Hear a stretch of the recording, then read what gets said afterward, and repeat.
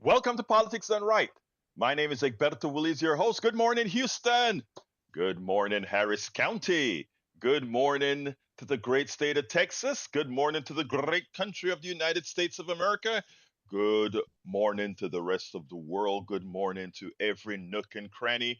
Our 100,000 watt transmitter is getting to, whether that be northeast Texas, southeast Texas, northeast or northwest Louisiana, southwest Louisiana, and any parts that the internet is at, which is everywhere. So, folks, we are everywhere. Before we get started, of course, we go into the control room where we have our geniuses just to wait in there, making sure those tin cans and strings are sending that signal to that 100,000 watt transmitter. Buenos dias, mi hermanos. ¿Cómo están? How are my brothers doing this morning? Well, good morning, Egberto. We lost part of Arnie Arneson this morning, and an astute listener alerted us to the fact that it came back. So we were playing two things at once, which is always very interesting. Uh, well, I don't, Monday. I don't know whether I'd have two things at once on or just nothing there. I think nothing there is a little less confusing than having two things on at the same time. But that is the way we operate around here with their tin cans of string. 99% of the time they work. There's that 1% was just not going to work at all. So, but we're back on track and we've got one of the best shows on KPFT right here with Politics Done Right. And Yay! yeah, and Jack has he got a half a page of wisdom there for us this morning. I Well, I can't don't know wait. how wise it is, but this is, I hate war. I hate how war is done and how it's built and how it's engineered and I just hate the profit that people make off of war. So, okay, war is dirty business. America, we have a war machine with a doctrine of total domination militarily and economically that our arms dealers have built using your taxpayer dollars to put profit in their pockets. Every missile, every bomb is built on the taxpayers' money, then sold at a huge profit for the arms dealers. War is dirty business. Innocent people die. Yes, it's bad. It's just bad. And our So politicians are right there soaking up those public funds.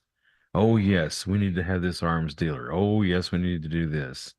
The politics is just about as bad as the war dealers.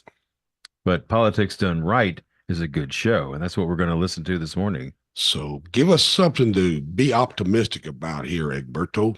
Well, I am. Let me tell you, I am a forever optimist, and I think we have a lot of power to make the change that we need to make the change of. And before I even start, I want to tell you thank you for that, Jack, because I'm not talking war today. So today you didn't quite get me to change the subject because we've been talking a whole lot about the war thing. Well, maybe not. Maybe I will say this. Oh We can God, try Jack, you again. did it. Damn it, Jack. Shoot. Well, we can try God, to derail the show again. You know? Well, God, actually, Jack. I forgot my phone, so I didn't have your little piece this morning to try to pair off of you. So I Uh, did a solo. well, let me just say this. Let me just say this. I am in 100% agreement with what Jack just said. And when we talk about the profit motive, etc., I just want to say this. Look, I'm going to take my host hat off because I don't want the people that are blindly for one candidate or any other candidate coming on me on this. Um, taking my host hat off.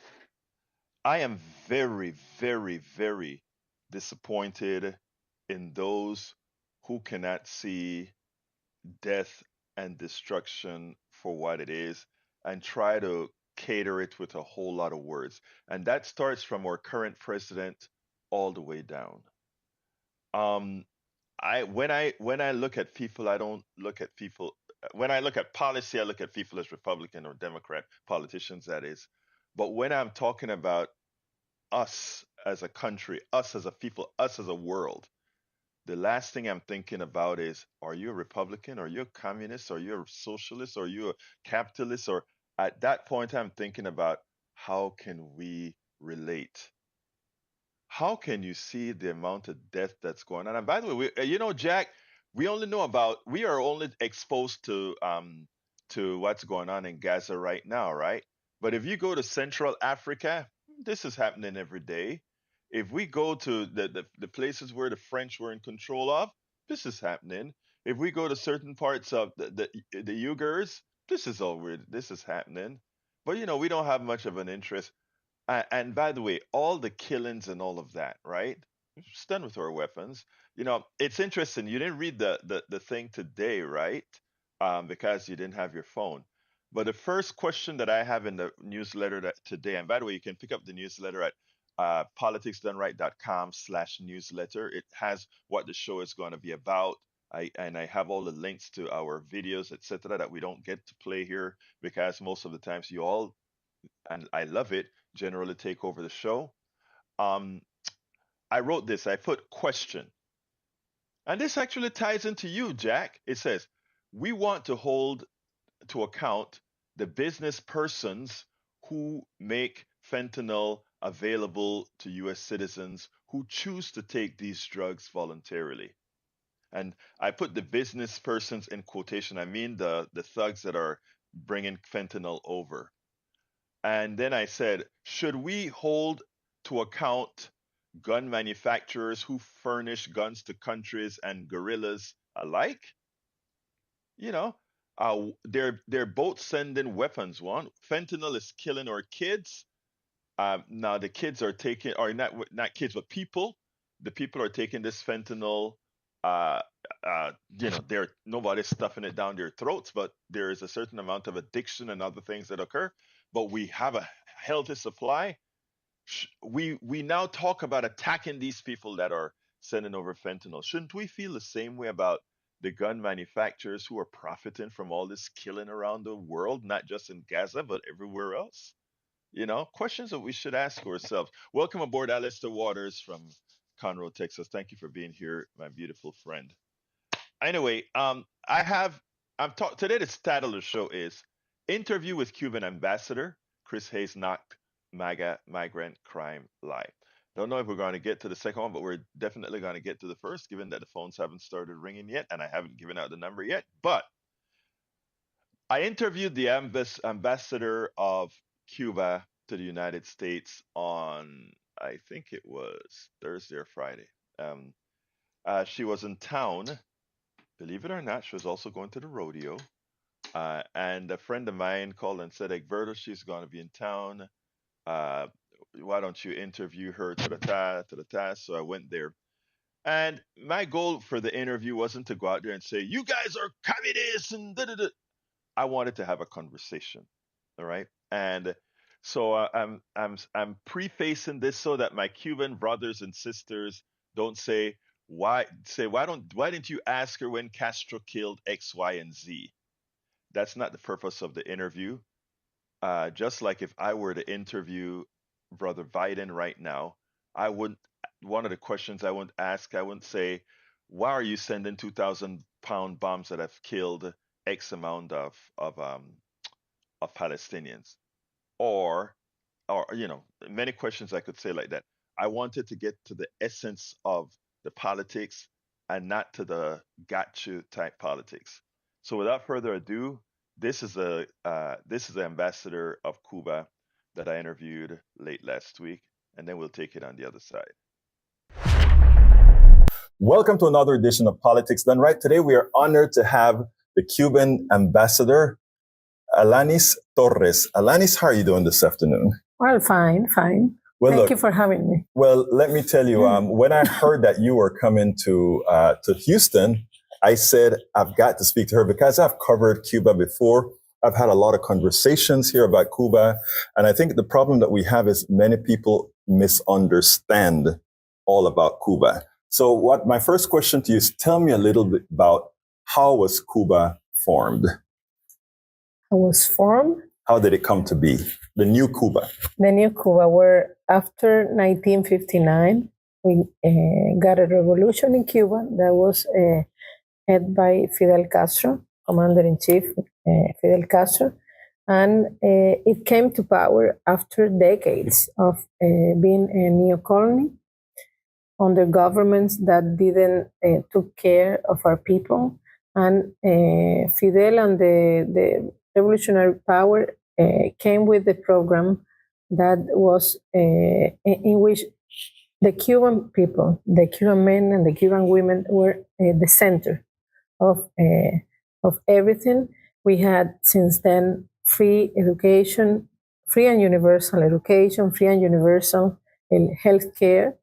For example, my family was not a wealthy family before the revolution, and we were able to go to the university to study free since kindergarten to PhD, and it's the same with the healthcare, and that is how you have the new Cuban that is different from the one that we had before 1959. What was Batista, the You part have of to the stop old it. Cuba like? What understand. was the Okay, there we go. lifestyle of We the got you average back. Cuban citizen? I'm Right. not talking about the elite. I'm talking about the average Cuban All right, citizens. folks, that's my fault. We sort of got you.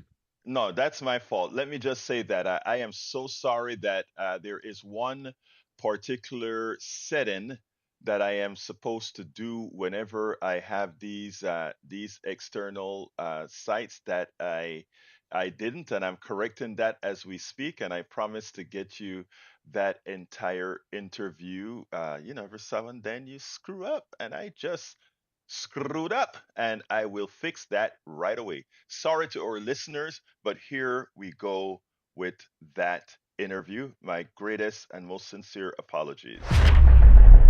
Welcome to another edition of Politics Done Right. Today we are honored to have the Cuban ambassador, Lianys Torres. Lianys, how are you doing this afternoon? Well, fine. Well, Thank look, you for having me. Well, let me tell you, when I heard that you were coming to Houston, I said, I've got to speak to her because I've covered Cuba before. I've had a lot of conversations here about Cuba. And I think the problem that we have is many people misunderstand all about Cuba. So my first question to you is, tell me a little bit about how was Cuba formed? I was formed. How did it come to be? The new Cuba. The new Cuba, where after 1959, we got a revolution in Cuba that was head by Fidel Castro, Commander-in-Chief Fidel Castro. And it came to power after decades of being a neo-colony under governments that didn't took care of our people. And Fidel and the revolutionary power came with the program that was in which the Cuban people, the Cuban men and the Cuban women were the center of everything. We had since then free education, free and universal education, free and universal health care. For example, my family was not a wealthy family before the revolution, and we were able to go to the university to study free since kindergarten to PhD, and it's the same with the healthcare, and that is how you have the new Cuban that is different from the one that we had before 1959. What was Batista, the part of the old Cuba like? What was the lifestyle of the average Cuban citizen? I'm not talking about the elite. I'm talking about the average Cuban citizens. What was their life like? It was difficult. It was difficult because they had they didn't have a proper health care, the one that is needed for a human being. The same with education. You have people in the countryside that depend of certain crops, for example, like sugar. And when the crops finished, they didn't have jobs. You have in the countryside many children that were unattended, talking about health care, that didn't go to school because they have to work since they were very little to help their families to live, to have money to eat. And everything changed. Now we have, since then, we have teachers, we have doctors, even in the more remote areas of our country, in the mountains. and the situation was difficult for them. And that changed with the revolution. Usually revolutions don't occur unless enough people are mad with their current government. Now, after the revolution occurred, it is understood that Fidel Castro attempted to have relationships with both sides of the Cold War, if you will, both the American side and the Russian side. Can you mention anything about that? Well, there was a hostile attitude towards Cuba since the beginning of the revolution from the U.S. government. And it was not the same with the Soviet Union. And since then, the situation with the U.S., the bilateral relation and the bilateral political situation has been difficult. Now, you have been embargoed. There has been an embargo on Cuba since the inception of Cuba, since the beginning of Cuba. And many believe that is the reason why the Cuban economy could never develop to the state that it would be otherwise. Would you say that pretty much a boot was on your neck from the time you started as a country? That's right. That's right. Since February 1962, there has been you call it an embargo, we call it a blockade, it's the same. It is the most comprehensive and long, talking about years, sanction system that have existed against a country, the one that is against Cuba. And it has been difficult for our economy to develop on those conditions. For example, we have not access to the main financial institutions in the world that a normal country have access to, and that give access to, by the way, to credits to develop infrastructure, industries of any kind. We don't have that privilege. We don't have, it's difficult for a normal company in a third country to have economic and trade relation with Cuba, because we are a sanctioned country first. And since 2021, a country that were re-included in the list of state-sponsored terrorism. So companies are afraid to be fined, as it has happened in the past, for having relation with Cuba, with Cuban counterparts in our country. So it's difficult to develop in those conditions. Cuba cannot import anything that has more than 10% of US components. So that's the reason from which we don't have planes, for example, because the US components are high and so on. And it happens with machineries for our industries, and it happens with the rest of the technologies, we could call it. You explained earlier that one of the reasons you don't have machinery is that 10% rule, meaning if 10% of the components of any piece of equipment comes in there, those companies are liable to sanction. Does that not really say that even if a Norwegian company or a company in Nigeria or Brazil, if any of them attempted to give you a machine, given that they may have a microprocessor that makes up 10%, they won't sell you that equipment because, again, they are liable to sanction from the United States. That's right. They cannot do it. They cannot sell it to Cuba. So every country in the world is blackmailed from being able to do business with Cuba, even if they don't agree with the American policy. They are not allowed to sell anything that has more than 10% of US components.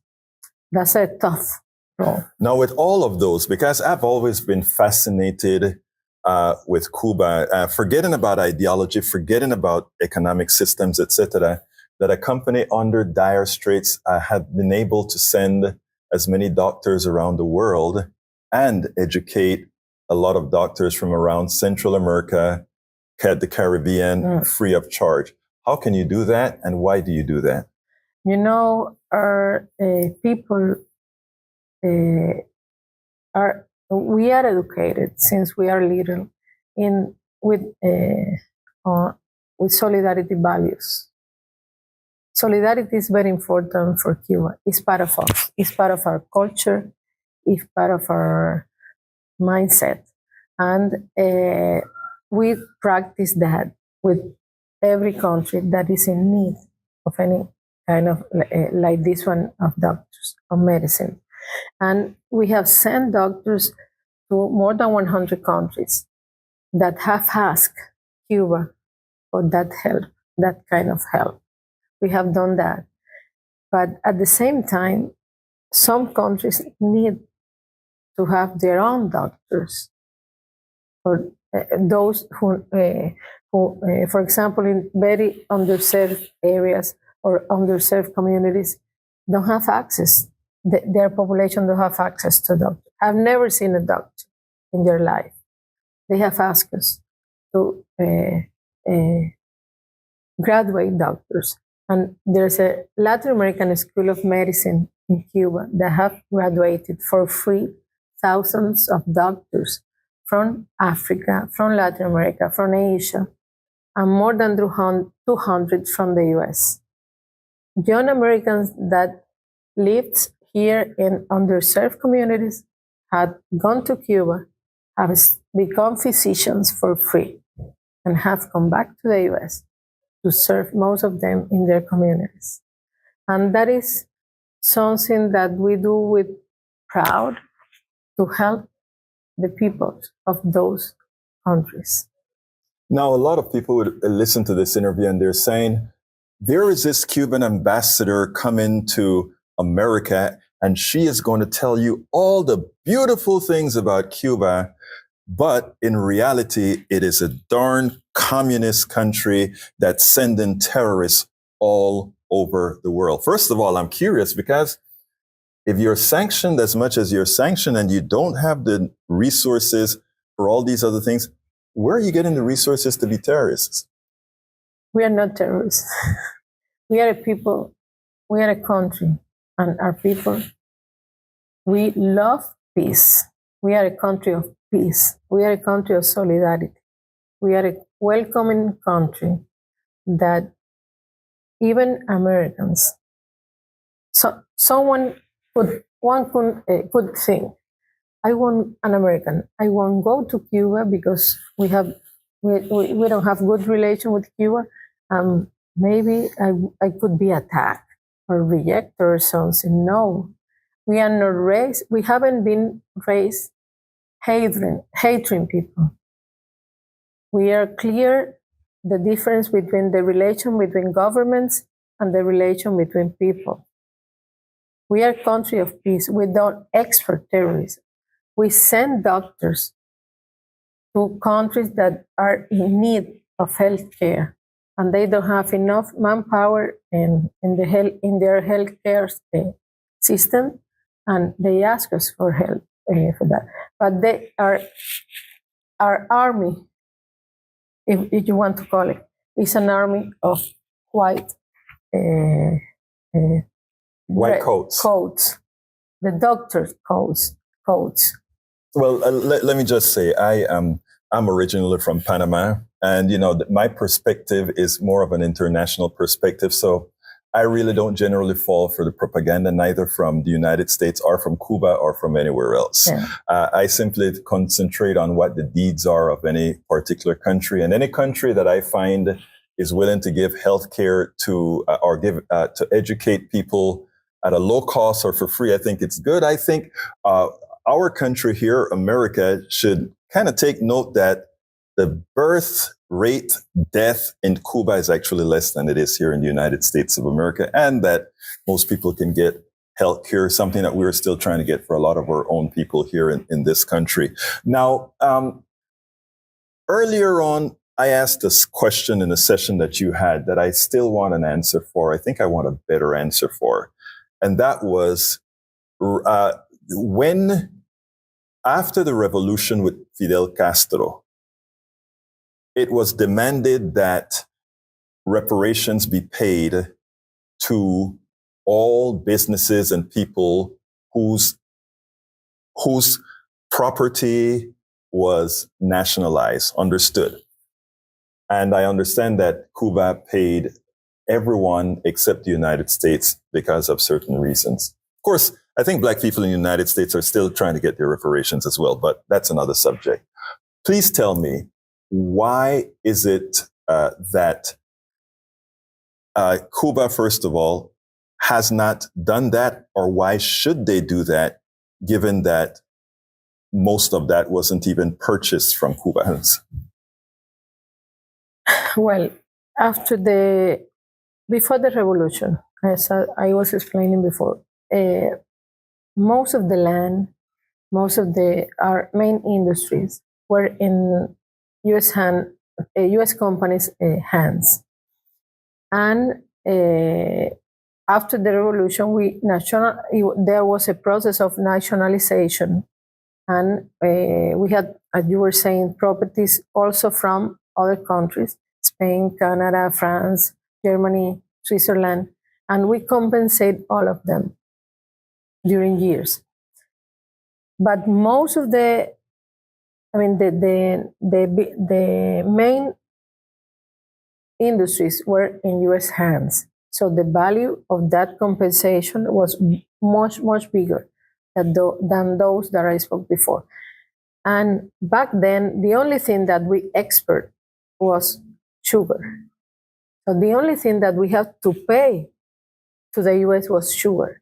We used to have a quota that we export to the U.S., and the plan was to pay with that to compensate those companies.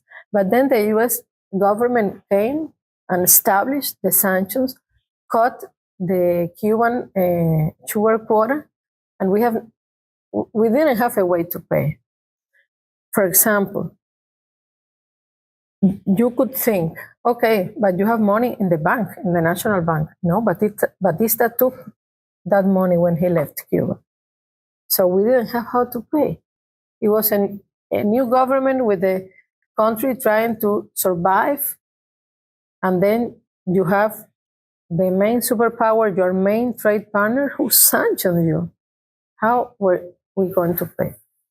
Now, you're sanctioned more so than China, Russia, or any other country in the world, and then asked at the same time to compensate or provide reparation to those people's properties who were nationalized in a revolution. Am I correct? Yes. Going forward, because we want to be forward-looking, what is your expectation now that we have an ambassador here in the United States, you? What is your expectation in creating a better relationship with the United States and having the United States citizens beyond the government understand the reality of what's happening in Cuba, both with sanctioning and with actual relationships? Well, our government has conveyed to the U.S. government our will to advance, to have better bilateral relations.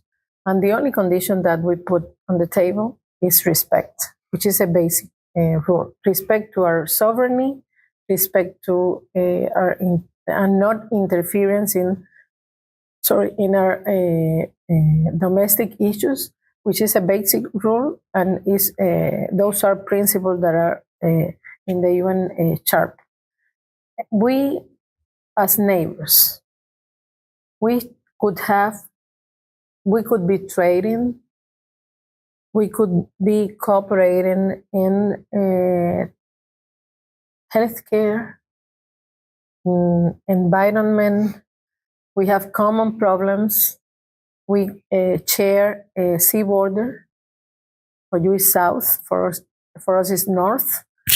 We have issues of law enforcement, like human trafficking, like drugs, like trafficking in persons. Those are issues that we have to address as neighbors and should be cooperating in all that. But the economic and commercial trade is an important issue because you are a superpower and we are on a small economy that is that wants to have a better relation with the U.S. But with the sanction, it's difficult to advance. It's something that we have. You were saying a boot in our neck. Mm-hmm. It is like that. It is a boot in our neck. It's something that is trying to strangle day per day, and it's difficult to advance with those conditions. But as I said, we are ready to do it, to advance with the US, to sit and talk about any issue with that basic rule that I said before. I purposefully did not ask anything about communism, capitalism, or any of the isms, and I'm not going to. And the reason I'm not going to touch those particular issues, because it means something to every particular different country. In fact, I can find some good and bad in every single system. But what I want to ask you is, as the last questions, are Cubans happy? Well, we are enduring difficult times in Cuba now because of the economic situation that we are going through.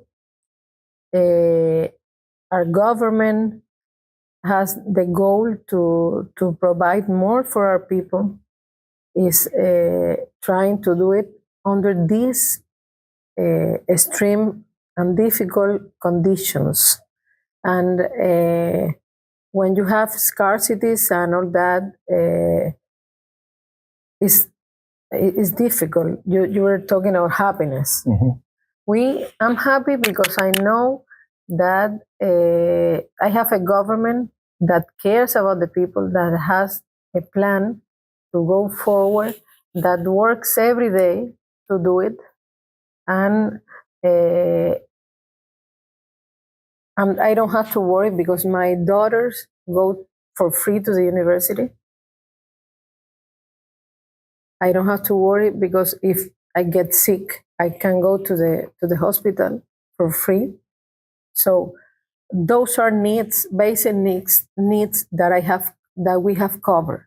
But it's difficult, as I said, in the current condition that normal Cubans are enduring.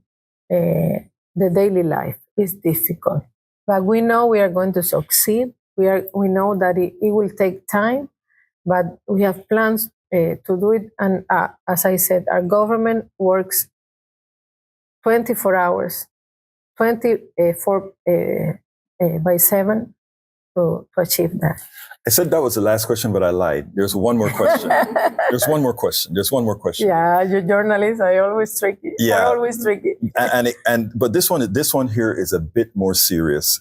And I think, in as much as Americans are going to learn a lesson dependent on who they elect in the next Congress or in the next presidential election, I want to hear about one more thing about Cuba.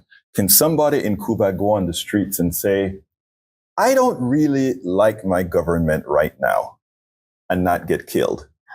Killed for that? No, it's not. I know it sounds funny, but people in America believe once you speak out against Fidel Castro, once you speak out against any of the Castros or anybody in your government, no, are they going to be sanctioned, thrown in jail, no. Why? Where is that coming from? I don't know. It's propaganda against Cuba. It's part of there's a campaign of misinformation on Cuba, and anything that happened in Cuba that can be common in another part of the world, in Cuba, it is magnified when it happened in Cuba. We have law, we have rules that you follow them, you don't go to jail. We complain every day about things that happen in the country in a positive way, in a constructive way, trying to find solutions to that, and you don't go to jail for that. I think it's part of the misinformation that is against Cuba, because you need a way to justify this criminal, this genocide that is the sanction system. that is preventing us for having a better life. Ambassador Lianys Torres, thank you so kindly for the Thank interview. you so much for having me. All right, folks, I hope you enjoyed that. I tell you, we got two callers holding for quite a bit. I want to go to Gonzalo first because Gonzalo is Cuban and I want to give him the floor first. Gonzalo, ¿qué pasó, mi hermano? Habla conmigo. Yeah, good morning, Gilberto. Thank you for giving the opportunity to the Cuban ambassador in the United States to give her a perspective about the U.S. and Cuban relationship. As a journalist, I think you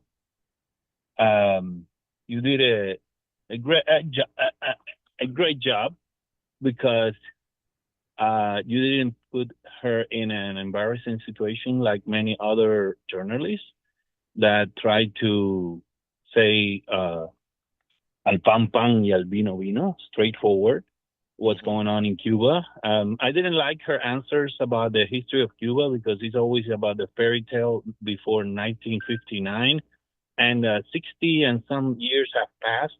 I think she has to break down more the history into different decades and give a more futuristic perspective about the history of Cuba because many things have changed. I disagree with her with the way they see the embargo and the way they see the lack of funds because they have got credits from all over the world and they have been unable to pay a cent to the Club of Paris, to Argentina, Japan, and you name them. Almost all countries, including China, have given credit. Even Russia has condemned the former USSR debt that was millionaire, and they haven't even been able to pay a cent. And there is always an excuse. So with a government that is unable to pay back what they owe, it's hard to give them more chance. And that's the bottom line. And I don't blame them because they are unable to pay. I blame the system that has been incapable to prove that they have been successful and they don't even cover the basic needs of people. She talked about education and healthcare. That used to be a great thing, but things have changed. And she talked about the hardship that people are going through and she doesn't worry about her daughters to go to university or to go to a hospital if they get sick. But how about the daily life, getting the daily bread? Is it easy? That's the most important question. And you didn't also mention the fact that 5% of the Cuban population, which is not 11 million anymore, has fled after the pandemic. And they use the secret pathway that the government has negotiated with Nicaragua, with charter planes that go full and come back empty, or they just go to a different direction. And they always, because all the people that go to Nicaragua, most of them don't come back. And you know the end of the story. So I wish you, as a journalist, to cover those issues because I think those are very sensitive to the majority of the Cuban people. And of course, we know the history. And that was repetitive and boring. And I didn't like that part, to be honest with you. That's all I have to say. Look, I noticed I wanted to make sure because, like I said, you're a Cuban and you came over here. I imagine your folks right after the revolution, etc. And I wanted to hear, I honestly wanted to listen to what you said in the entirety as being a Cubano de ahí.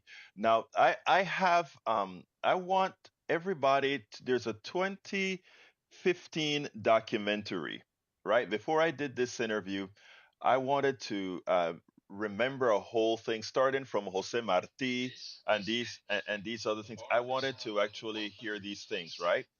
So what I did is I went ahead and listened to this 8-part documentary.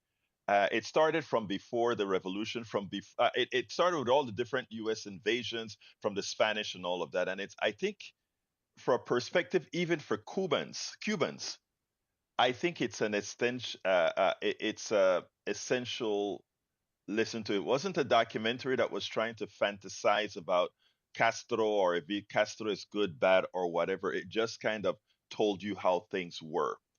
And the part, and I hear you as far as the lives are bad right now. You know, we had quite a few things off of camera that we really hit up on. But like I said, the purpose of the interview wasn't to go and say you communists or anything like that. You know, there are good things to what Cuba has done. Let's look at how they developed the vaccine for on their own for COVID, and not only that, but they didn't suffer the way we suffered in as much as they have. There are other things that we have to look into as far as how can we be so tough with Cuba on sanctions when we aren't with China or Russia or any other country we deem to have a economic or political system we don't like. And again, um, this isn't about the government of Cuba. This is about the lives of the people. When we sanctioned these people, we sanctioned them in the expectation that we make life so difficult for people that they overthrow their government. Well, the fact that the Cuban government hasn't been overthrown, and it's probably one of the only governments sanctioned this much and not overthrown. One has to ask the question, how is that attained? I don't know, but it is something that has to be asked. But Gonzalo, I hear you. I want to talk more about this when we don't have the 23-minute interview where we can spend more time on that and go back and forth with these particular issues because there are Also, serious issues. one Yes, thing sir. you missed. One thing you missed. It was Hmm. about the Obama visit to Cuba in 2014. I think that was a great opportunity for Raúl Castro Hmm. to end up the history of the uh, U.S. and Cuban relationship into a good end because he had the right moment to step out Right. and be honest himself. But I think he has a goal and is to keep the heritage of the Castro family as his brother that never uh, wanted to deal with the U.S. government. And I think it's not about the U.S. government. I think it's a vendetta family issue uh, uh, because of Diaz Balart and all the people that are in Florida. Well, you know, And Ballard is a relative of Castro. It's amazing, isn't it? It's amazing the incestuous uh, relationship. All the Ballards that you see on TV and all of that, they're actually by law in relation with Fidel Castro. It's funny, but I tell you what, yeah, Gonzalo, let's talk about this another day. I just wanted to give you a time as a Cuban to come on here and say your part. There's a very lot much. more to Thank talk. you very much. And again, it was an opportunity, and we're living in a democracy. I think they have the right to express themselves.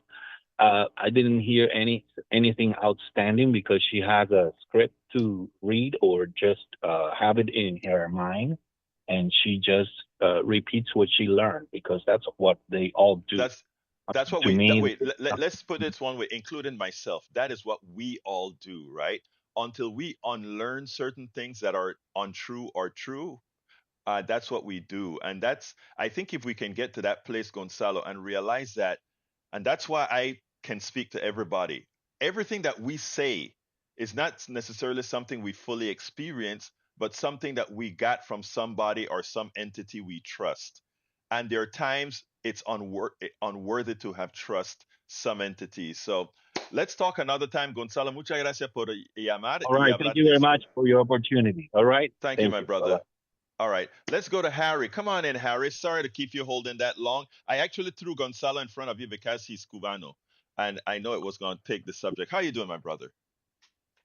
I'm doing good. I'm glad you did do that because it helps me to learn. And I'm glad Gonzalo there talked about Obama at the end because Obama was taking the United States, I feel, in the right direction to so that Americans can get to know Cubans and all that propaganda stuff will be they'll know the truth because that ambassador is just that you interviewed was just telling you the truth and her perspective um, of how she feels that the sanctions are hurting Cubans from getting a better life in some of those in those areas.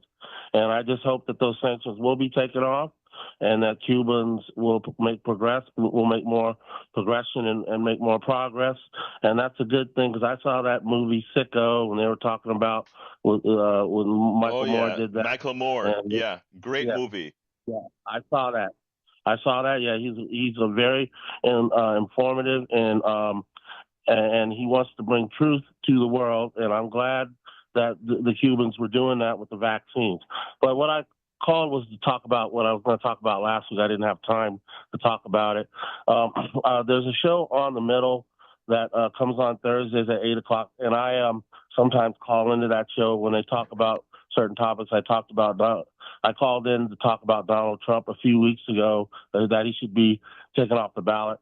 But they interviewed this Governor Spencer Cox of Utah, and he was talking about third-party candidates, and he also was talking about transgender people. And I didn't like his comments when they asked him, "Well, how do you feel about third-party candidates?" And he said, "Well, there's three running. Uh, there's Robert Kennedy Jr. There's Cornel West, and there's Jill Stein." And then the guy asked him about DEI, diversity, equity, inclusion. He passed the bill. Now, he said he believes in diversity, equity, inclusion, but how can you do that, say you believe in that, Governor Cox, when you say the third-party candidates are no good? And then he was saying that he was bashing Trump because he's against Trump, but I don't believe him because he was up here talking about how Joe Biden will be a disaster if we get another 4 years. And then he talked about transgender people. They asked him about that, being in women's sports. And he just was saying, look, on one hand, that he's for transgender people, but they should not be with playing sports with straight people. And I just, it sounds to me that he's talking out of both sides of his mouth. I I just do I didn't not like see it. Harry. I didn't see the interview, right? But let me just Right. say one thing because uh, I, I'll I'm not going to touch a trans issue right now as far as the sports and trans, etc. Uh-huh. Because I don't know enough about it. I went ahead and went on a Right. limb a few weeks ago and got schooled. Uh-huh. So I want to make sure that Right. I get that right. So I can't talk about that right now. But I'm with you. I Right. first of all, the one I Right. think people need to stop disrespecting the what you call it, the third string candidates, Third party. Third party. third party Third candidates. party good. And look, I think right now some of them will present a danger to either side.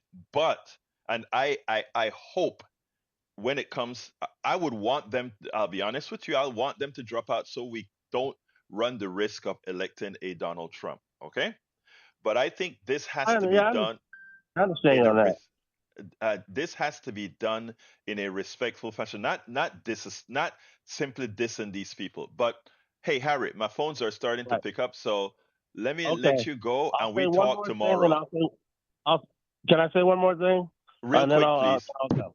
Real quick. Thank you, Howard, for playing that song last Thursday when Neil Aquino was on before the Roberto show started. It was "Feline Ethnicity" by Warren Bernhardt. You had told me it was Gerald Albright, but I used to listen to that song on KKSF, and I thank you for that because I went back and researched that one, and I do Thank you love very that. much, Harry. Thank you. Have a good Thank you, day. thank you, thank you, thank you. And before I want to ask folks to do this about Cuba. There is a documentary on Netflix called the Cuba Libre story. The Cuba Libre story, I think, was made in 2015. It's objective. It doesn't try to put a nice thing on either side or whatever. It just kind of lay the things out, what happened, etc.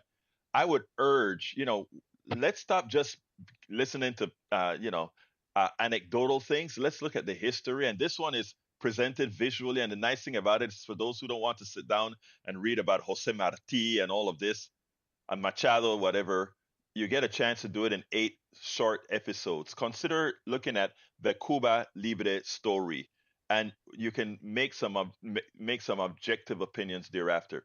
Let's go to Brother Brian. How are you doing, Sir Brian? Fine. How are you?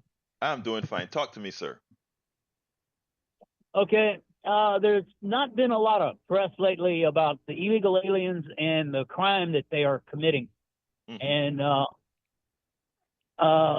I'd like to know why CNN originally picked up the story of the Lakewood shooter, and then they found out that she was a transgender illegal alien, and they dropped the story.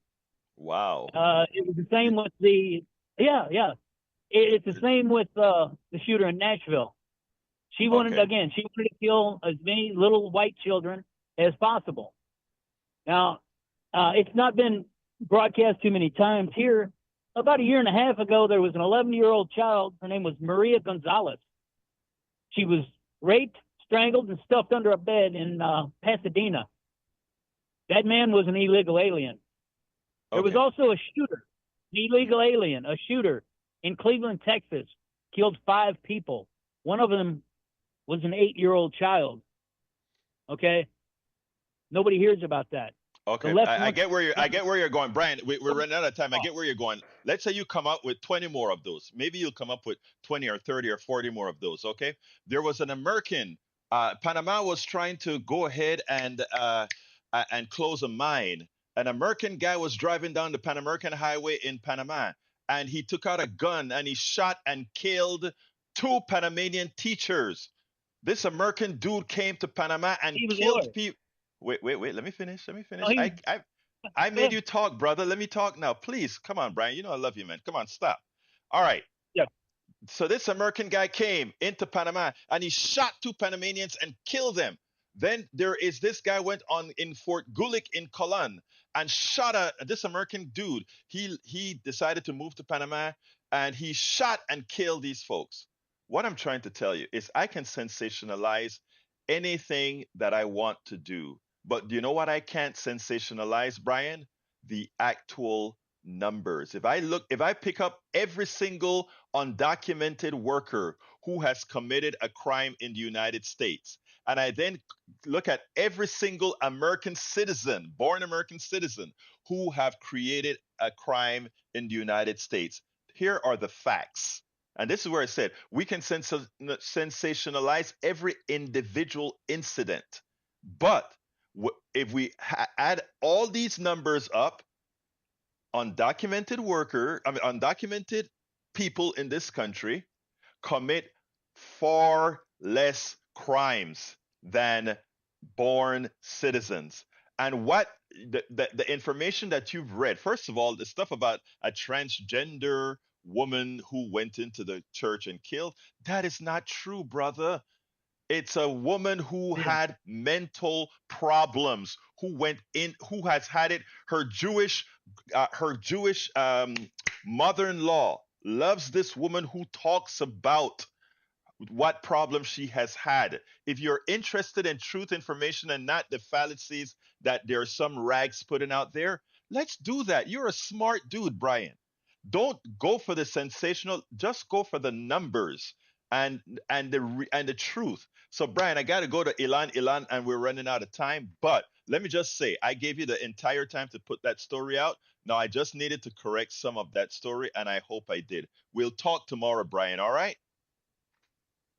Let's go to Ilan. Come on, Ilan. How you doing, my brother? Egberto, in 1995 or 6, when I was a student at U of H, part of our Black Student Union, we formed a student group called Cuba Friendship Committee. Mm-hmm. And in that year that followed, we had the Cuban women's volleyball team came to U of H and played. And we met them at the restaurant there on Alabama Street near Montrose. Mm-hmm.